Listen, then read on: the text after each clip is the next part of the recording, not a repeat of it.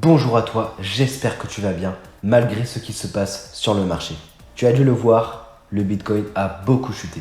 Au moment où je tourne la vidéo, il est à 28 000 $. Est-ce que c'est le bear market? Est-ce qu'il faut tout vendre? Je vais te dire ce que je pense dans cette vidéo.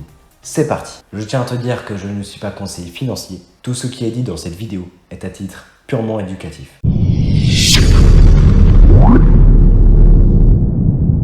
J'espère pour toi que tu n'avais pas pris de levier. Je te l'avais dit dans cette vidéo, il ne faut jamais prendre trop de levier. J'espère pour toi aussi que tu avais pris des gains durant cette montée.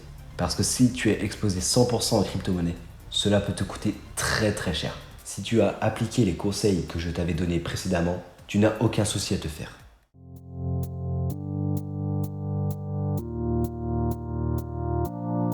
Je vais répondre à cette question tant attendue. Est-ce que nous sommes en bear market? Eh bien non, pour l'instant, nous ne sommes pas encore en bear market. Et je vais te dire pourquoi.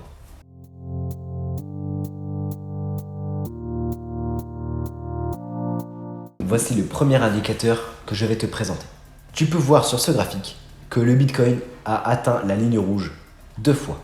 Une fois en 2013 et une seconde fois en 2017. Mais sur le troisième cycle de halving dont nous sommes actuellement, il ne l'a jamais atteinte. Donc cela peut représenter plusieurs choses. La première, c'est que la volatilité du Bitcoin est atténuée. Les gains dans le cycle de 2013 et 2017 ont été beaucoup plus performants que celui de 2021. C'est normal en raison de la cape du Bitcoin. Plus elle grossit, plus il faudra des rentrées d'argent pour faire monter le prix. Donc le Bitcoin n'a jamais atteint les couleurs rouges, qui sont des signaux de vente normalement. Il est toujours resté au milieu, entre le orange foncé et entre le vert foncé, où il est actuellement dans la zone de buy, comme c'est écrit ici. Le premier indicateur nous dit que le Bitcoin subit simplement une correction qui est assez grosse, certes, mais cela reste une correction. Parce que tant que le Bitcoin n'aura pas atteint les couleurs rouges sur cet indicateur, je resterai bullish sur le long terme. Personnellement, je pense que ce n'est qu'une simple correction et que le Bitcoin va remonter sur la ligne rouge avant le prochain halving en 2024. Par contre, je peux me tromper. Étant donné que la volatilité du marché diminue, le Bitcoin peut tout simplement faire joujou entre la ligne vert foncé et la ligne orange foncé. Il pourrait ne plus jamais atteindre la couleur bleue ainsi que la couleur rouge. C'est possible étant donné la volatilité du marché qui diminue.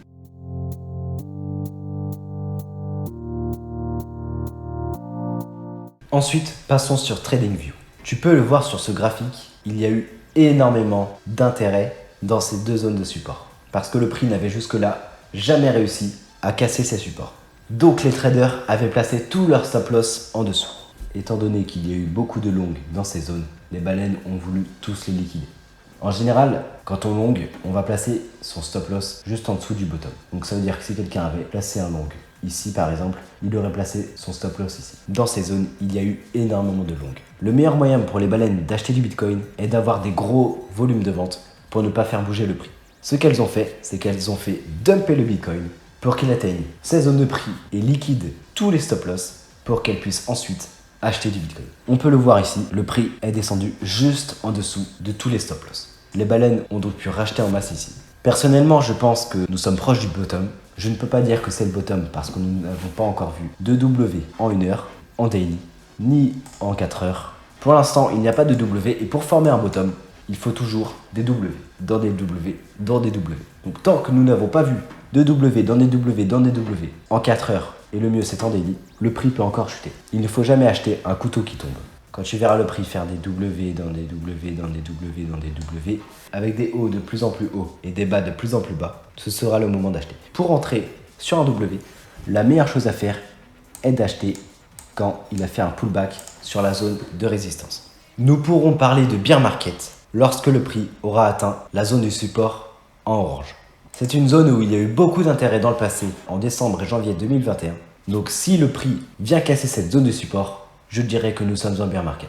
Nous pouvons voir à la limite de cette zone de support la MA200 en weekly, qui elle aussi supporte énormément le prix. Si le Bitcoin vient à casser cette zone de support plus la MA200 daily, je considérerais que nous sommes en bear market. Pour l'instant, nous sommes simplement dans une correction pour attendre une prochaine hausse.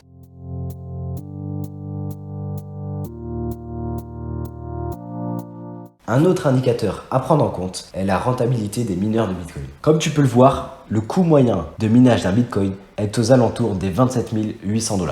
Et comme tu le sais, le coût moyen de production des mineurs de Bitcoin est aussi un énorme support. Parce que si le prix descend en dessous, les mineurs seront en négatif et vont donc débrancher les machines et arrêter de miner. Ce qui va faire une grosse pression à l'achat, car c'est le jeu de l'offre et de la demande. Lorsque les mineurs produisent du Bitcoin, ils vont en conserver une partie et vendre l'autre, ce qui va donner une pression à la vente sur le Bitcoin. Mais si les mineurs de Bitcoin débranchent tous leurs machines, il n'y aura plus de grosse pression à la vente et le prix va naturellement monter. Voilà, je pense que j'ai répondu à ta question.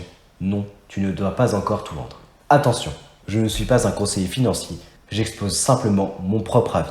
Fais-toi un avis par ton propre opinion et tu sauras par toi-même si tu dois tout vendre ou pas.